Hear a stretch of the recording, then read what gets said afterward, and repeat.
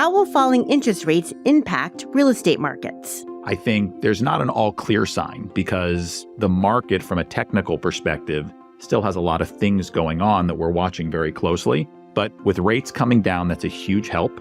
The Fed has begun a long-awaited cutting cycle, potentially providing some relief to rate-sensitive sectors. But will commercial real estate be one of them, or will the structural forces that have battered the sector, especially the office sector, continue to dominate? And what does this all mean for housing? I'm Allison Nathan, and this is Goldman Sachs Exchanges.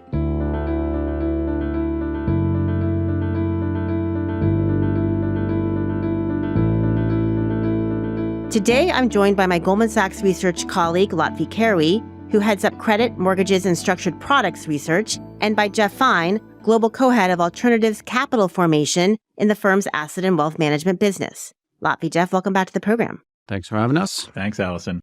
So, Lotfi, let me start with you, because when we last sat down on this topic in the spring of 2023, we were really in a very different macroeconomic environment. Interest rates were spiking. Inflation was a rising concern.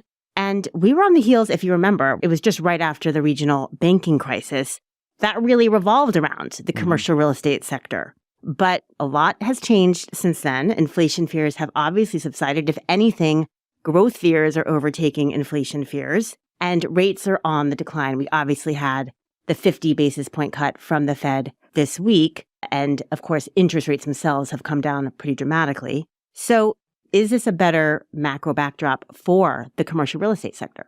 Absolutely. Look, I think the commercial real estate sector is a growth-sensitive and rate-sensitive asset class. And on both counts, things are unambiguously better today than they were last time we sat down in March of 2023.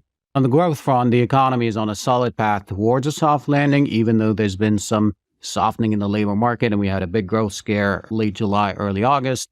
And then on the funding cost side, funding costs have come down quite dramatically. I mean, if you look at 10-year yields, just to take that as an example, we peaked at 5% in October of 2023.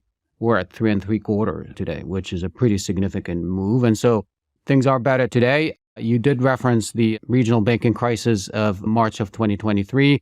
Financing environment looks very healthy today. One key metric that I look at all the time is origination volumes in securitization markets. Those are more than double their levels in 2023, same period. So let's unpack some of that. Firstly, rates are in focus. We just had this big Fed cut, as I mentioned. So how much of a reprieve could that decline in interest rates, give to the commercial real estate sector? And a lot of it has already been priced in. As you said, 10 years have already come down dramatically. So from here on, is that much of a reprieve to the market? There's going to be some relief, but I would say less than generally believed. And the reasons are exactly what you just articulated, which is a lot is already priced in. And so if you look at intermediate long-dated yields in the Treasury market, they're pricing in a forward path for monetary policy with a terminal value of Fed funds rates around 2.75%, 3%. We think it'll be a little higher than that, around 3.25%. But even if you take that 2.75% at face value, that is basically telling you that you're there already, and that the job of the Fed is essentially to validate what the market has already priced in. The bulk of CRE loans are actually fixed rate structures, and so they are a lot more linked to the belly or the back end of the curve as opposed to the level of policy rates. And so the relief has been delivered already, strictly speaking. Now, there is a small portion of the CRE loan market that is floating in nature. It's about 30% if you look at CMBS portfolios. That part of the market will benefit from the cuts for sure. There's a mechanical impact there. But for the bulk of the CRE space, I think the easing has already been delivered to a very large extent. Jeff, let me bring you into the conversation, because if I recall correctly, one of the big problems in commercial real estate was the fact that so many loans had been taken out at much lower borrowing costs, and those loans were coming due. So there was this concern about this maturity wall coming and what that would look like. Lotfi just said that with lower rates, some of the floating structures will end up benefiting. But where do we stand with that maturity wall? And, how easy is it for that to be essentially turned over at this point? Sure. Well, taking a step back and going back to the last conversation that we had and echoing some of Lotfi's sentiment, things definitely feel much better today than they did at the time. And At the time, there was a lot of anticipation about, are we going to have a banking crisis that's going to resemble what we saw during the financial crisis in the prior period that was going to create chaos in the system and a real liquidity squeeze?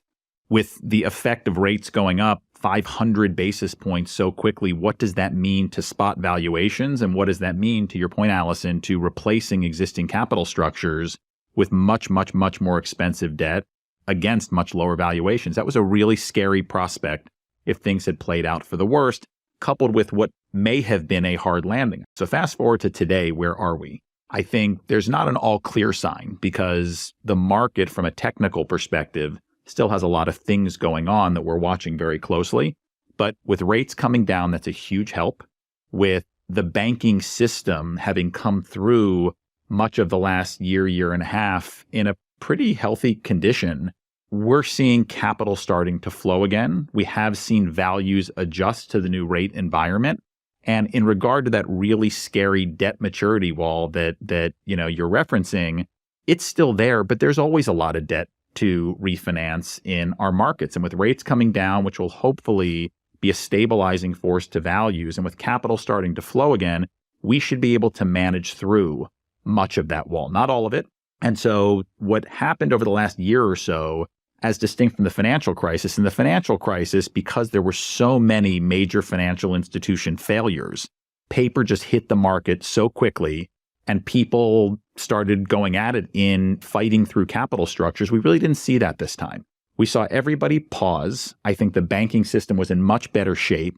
Lenders were willing to and encouraged to give borrowers more time to figure things out. Not every answer is going to be a great answer, but I think the passage of time has helped a lot. And so I think there's a lesson in that, both in terms of a better capitalized system, but also allowing certain borrowers to live through to a better day when market conditions could become more benign as we're seeing them right now. And now people are dealing with their problems. Now you're starting to see transaction volume pick up again. You're seeing sort of a baseline in terms of where valuation are in the healthier categories. There's a whole separate conversation we'll get into about the troubled categories. But I think even those troubled categories we've realized are not systemic risk.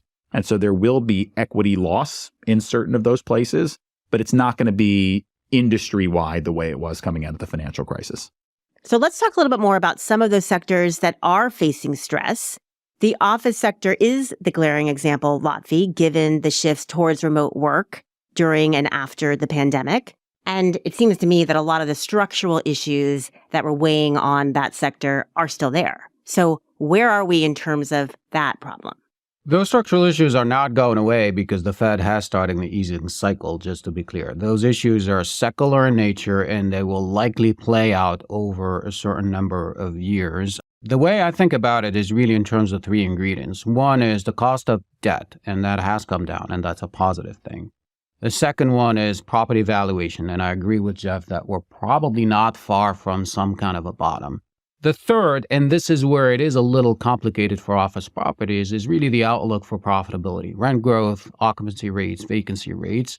That third ingredient is going to look challenging for many, many years to come. But as it's always the case with CRE, dispersion is a key theme. There's no one size fits all. I mean, you see it across property types this year.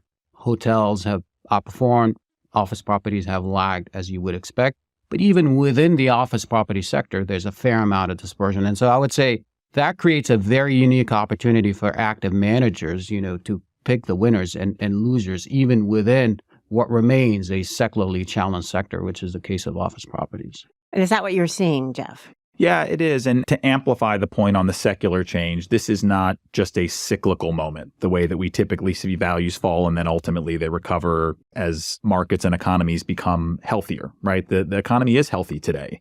And tenants have made a choice to reduce the amount of space that they need for a variety of reasons that we've been talking about since the pandemic. And also there's a gravitation to newer, better buildings. So the answer of nobody's going back to work again is a false premise, right? We see all of the announcements. It's not just Goldman Sachs and JP Morgan. It's now Amazon, come back to work 5 days a week. So that's a big sea change. And I think the demand is coming back into the sector, but the requirements of those tenants are very high in terms of the kind of space they want to and need to occupy. And there is this huge supply overhang of old office buildings in secondary, tertiary locations, sometimes in major MSAs, but they're B buildings. They've been perpetually underinvested in some cases for decades. And they need so much capital to modernize them, to convert them to an alternative use, or frankly, to just raise them, value them as land and build something new at a higher and better use, that to work through all of that inventory is still going to take some time. Right. But there are new buildings also. I mean, it's not like development stopped. Yeah. I mean, there are new buildings to move into, which is making the problem on the older buildings even more difficult. That's right. And if you have a brand new office building in a great location and a tenant, is interested in that space, we're actually seeing momentum in that space. And we are seeing rents continue to escalate. But that's a segment of the office population. And there's a big segment that's really struggling and is caught in that dynamic where the equity is out of the money. The debt doesn't really want to own the building. The building needs a ton of capital. And that remains a problem in the market, but it's not an overwhelming part of the market. And the rest of the market in housing, in logistics, in some of the niche categories that we cover are all actually doing quite well right now. And so with the pressure off of those segments, notwithstanding some value correction that's taking place, it's really, I think, given people a moment to breathe a sigh of relief and say, we'll deal with this stuff over here, but it's not going to be systemic. This is not going to be the thing that creates the next crisis. But let me go back to the regional bank question one more moment, Lotfi. You did bring it up, and we are talking about it sort of optimistically that really the bulk of the pain is behind us at this point. But a lot of these regional banks still do have a lot of exposure to this sector that's under duress. So why are you so confident that that is not going to be a problem? Whereas some of that confidence comes from the reasons that actually Jeff just went through, which is at the end of the day, this is not a broad-based issue in the entire CRE space. This is just basically an issue for office properties, and that's 20% of the market, basically. But look, if you look at CRE exposure over the past 12 years, it's been largely manageable from a loss standpoint. And then one of the big takeaways of the second quarter earnings season is that actually the banks have increased their allowance against future losses to levels that we think will be enough, essentially, to put them in a good position from a capital and liquidity standpoint. Investors, by the way, seem to agree with that. If you look at the performance of banks in credit, it's the best performing sector year to date. And granted, there's a big skew there towards large money center banks as opposed to the regional banks, but still, sentiment vis-a-vis the sector, whether you talk to equity investors or credit investors, has been remarkably strong, in my opinion. There has been one change, however. If you listen carefully to managements, the appetite for lending has declined. And I think what will happen over time is that the structure of the market will change. There'll be reduced participation from the banks, and other investors will have to pick up that slack. And so, again, that's sort of a multi-year process. But as far as the exposure goes, I don't think the market has ever embraced this idea that that regional banking crisis was going to morph into a big systemic shock in the market, a la 2008, for example. But let me just ask you about one more lingering concern was, at least last year, the concern was that this would expand from an office sector problem to a broader CRE problem. In particular, we talked about like the overbuild in multifamily, but we're not seeing that at this point. No, and I think, again, the market has done a very good job separating sectors that are facing cyclical challenges from those that are facing structural or secular decline challenges. But I think the multifamily example is a great one. We overbuilt in some parts of the country. Absorbing that excess supply will take time for demand to adjust. But the challenges are not comparable to those that you encounter in office properties where, you got a big chunk of the inventory that is obsolete and old and where there's basically no demand. And so the market, I think, has done a very good job kind of separating the two, in my view. Well, I also think the big difference, if we use housing as an example and notwithstanding some of the flattening that's occurred very recently, there was so much top line growth that we saw for so many years that it was actually a big contributor to the CPI prints that everybody was looking at, right? And so if you think about the values at which people bought assets, forget about in 2021, but looking back to 17, 18, 19, there was so much top line appreciation and top line growth that those properties were to some extent able to absorb some of the rate increase that we've seen generally in the market. And yes, there's going to be a near-term flattening because there was some overbuilding in certain markets. But the effect of higher rates in this period actually slowed down new development quite considerably. So for all the new deliveries that we're seeing right now that are going to have to get absorbed, if you look out 12, 18, 24 months, you see that supply pipeline really contract pretty significantly, which should give pricing power to landlords as that vacancy absorbs to start pushing rents again. It's actually a problem in the other direction, which is affordability as such a hot topic, especially going into the election season later this year. That's what we're watching, is how is the market going to deal with the affordability issue? And so if I think about medium to long-term outlook for housing, it's very different than that troubled category of office, because I actually think the supply-demand fundamentals, medium to long-term, are really favorable to landlords. For the office properties, it's a different story. Office, it's not clear how you fill that vacancy, if you can, what it costs to fill it. And so that's a much scarier proposition, but again, a much more banded part of the market. Let's talk a bit more about the housing market, because there has been so much focus on it with the decline in interest rates, mortgage rates falling pretty dramatically here as well. And, that has been a sector that has kind of been paralyzed in some ways. Yeah. And we can talk through why that is. But everyone's hanging on to their homes. They don't want to sell them because they didn't want to then face a higher interest rate for their new purchase, is one side of it. So how does all of this really change the outlook for the housing market if we think about the interest rate reset and what that would do to the supply and demand fundamentals in housing specifically? Look, this is good news from an affordability standpoint. The housing market went through probably the largest affordability shock in many decades. And so lower mortgage rates are good news. It just means that the affordability will get a little better, but only a little better. Similar to the argument I made about CRE, there's a lot that's already in the price. Mortgage rates are around 6.1%. If you believe that the long-term equilibrium level of 10-year yields is around 4%, then I think you're there already. Mortgage rates may fall by another 25 basis points, but not a lot. And so I think you'll see a little bit of an improvement in affordability, but in absolute terms, affordability will remain challenging. And so supply is what holds the key, basically, for prices. And there, the picture is tight. We've seen normalization in new supply, but if you look at existing supply, which is what accounts for 80% of home sales, that remains at raw, depressed levels, basically, relative to the history of the last 30 years. The question is, why is that happening? Why is it that the velocity of the housing market has declined so much? A lot of it has to do with the lock-in effect. 3/4 of U.S. households have a mortgage rate that is lower than 5%. So your incentive actually to move out of your house is really, really low. Right. If you look at the average effective 30-year mortgage rate in the U.S., it's at 3.9%. That is order of magnitude lower than the 6% that a new home buyer will have to pay. And so it's that lock-in effect that is putting a big drag basically on existing inventory. And that's unlikely to change unless we're all wrong on where the terminal value of Fed funds rates is going and mortgage rates basically fully revert to where they were pre-COVID period.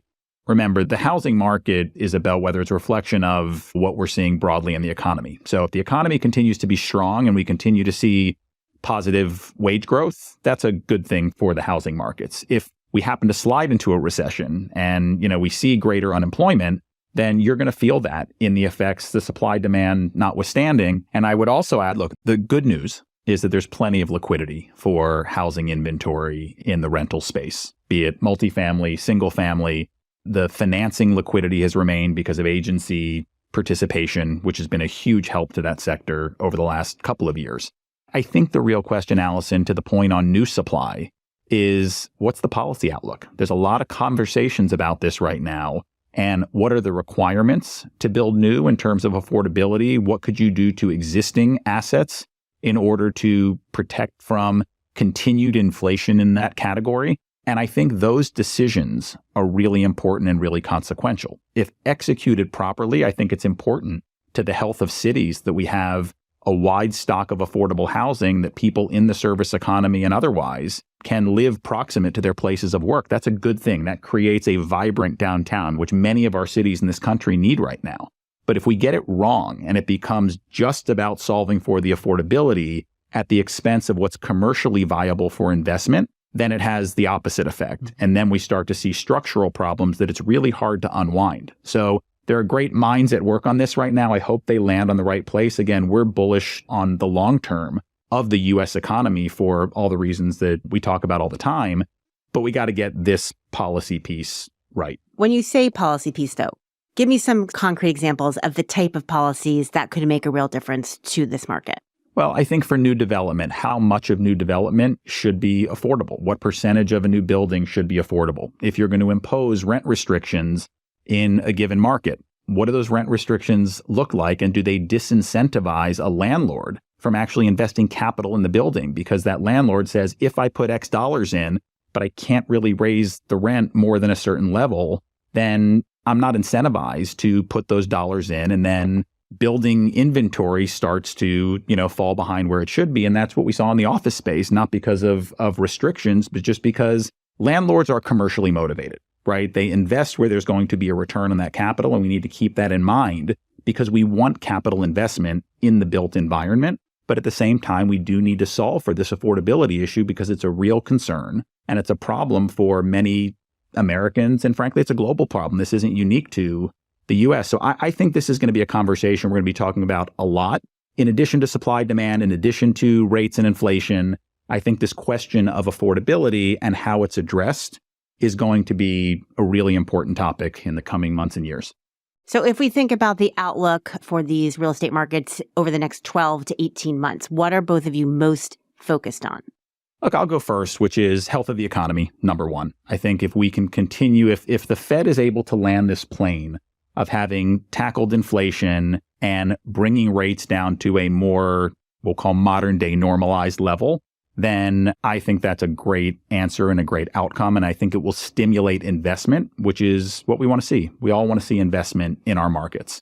I think on the housing front, the supply demand is going to solve itself, as we've talked about. I think this policy issue is a real issue that we have to watch. I think on the logistics sector, which was such a hot sector and continues to see enormous demand side positive signals, that should continue for all the reasons we've talked about in the past. There's more manufacturing that we're bringing back to U.S. markets. There's more stockpiling of inventory, to deal with supply chain disruption. I think, the globalization to regionalization trend is something that we anticipate continuing. There's a really bright outlook, we believe still, for the logistics space. However, there are policy issues that we watch there as well. I think trade policy is going to have a big impact on the medium to long term in the logistics space. And so that's something that we spend a lot of time thinking about. And then, look, I think office is going to continue to evolve. And I think the demands of tenants will continue to evolve. They want newer, they want more sustainable, they want better laid out buildings in the places where people want to work. So follow the demographic trends. What are the cities that continue to be recipients of population and which are the ones that are losing population? I think those are going to be critically important to follow. And then when we take all of that, call it functionally obsolete or underinvested in stock, the question is, what do we do with it? And if we look big picture and say there's an oversupply of office and an undersupply of housing, somewhere in there, in a partnership with cities and states and perhaps the federal, there has to be an answer to rebuild cities in a way that better suit the future economy, the modern economy. Right. I mean, a lot has to line up to see that happen. Yeah. Latfi. Look, on the market side, owning real estate has been rewarding year to date. Whether you look at public equities or public debt, you were rewarded pretty generously actually to own real estate. But if you look at the valuation gap relative to 2019, i.e. prior to the COVID shock, that valuation gap is still significant. And I think the first order condition to close it, I couldn't agree more, is the durability of the cycle. And so we need to stay in the soft landing environment for probably another year or two to get close to the point where that valuation gap is gone. We've been a lot more focused on relative value opportunities within the CRE space. Once you mentioned industrial properties, but one segment that we like is actually retail. That gives you good exposure to the strength of U.S. consumers. It's lagging a little bit. And by the way, retail is also an interesting, study case in many ways, because that was the story 10 years ago. It was sort of the office sector in 2014, and it emerged, stronger. But we sort of like the exposure of retail to the strength of U.S. consumer and households in general. And we also like the fact that the supply picture is quite supportive. Supply is tight outside of a few areas here and there, but overall, the fundamentals are quite supportive and you're sort of being paid for it. Right, but that's quite tied to the outlook for the Absolutely. consumer and the durability economy. of the cycle is key. Yes. Right. And I also think, Allison, there's a question of how do we think the market is going to perform generally, and then where are the best opportunities? And we're seeing lots of opportunities right now. There are interesting assets that you can buy at good prices because of the dislocation that we've realized. There are amazing lending opportunities where you're filling gaps in capital structures that the regular way bank or securitization market or insurance market can't fill.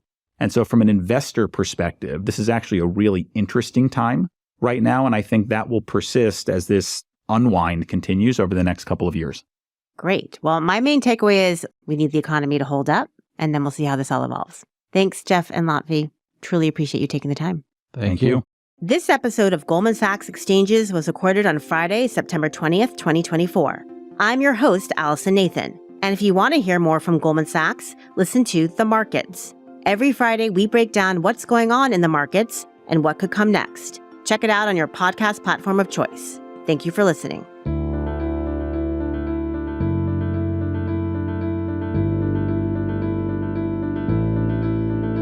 The opinions and views expressed in this program may not necessarily reflect the institutional views of Goldman Sachs or its affiliates. This program should not be copied, distributed, published, or reproduced in whole or in part, or disclosed by any recipient to any other person without the express written consent of Goldman Sachs. Each name of a third-party organization mentioned in this program is the property of the company to which it relates, is used here strictly for informational and identification purposes only, and is not used to imply any ownership or license rights between any such company and Goldman Sachs. The content of this program does not constitute a recommendation from any Goldman Sachs entity to the recipient and is provided for informational purposes only. Goldman Sachs is not providing any financial, economic, legal, investment, accounting, or tax advice through this program or to its recipient. Certain information contained in this program constitutes forward-looking statements, and there is no guarantee that these results will be achieved. Goldman Sachs has no obligation to provide updates or changes to the information in this program. Past performance does not guarantee future results, which may vary. Neither Goldman Sachs nor any of its affiliates makes any representation or warranty, express or implied, as to the accuracy or completeness of the statements or any information contained in this program, and any liability therefore, including in respect of direct, indirect, or consequential loss or damage, is expressly disclaimed.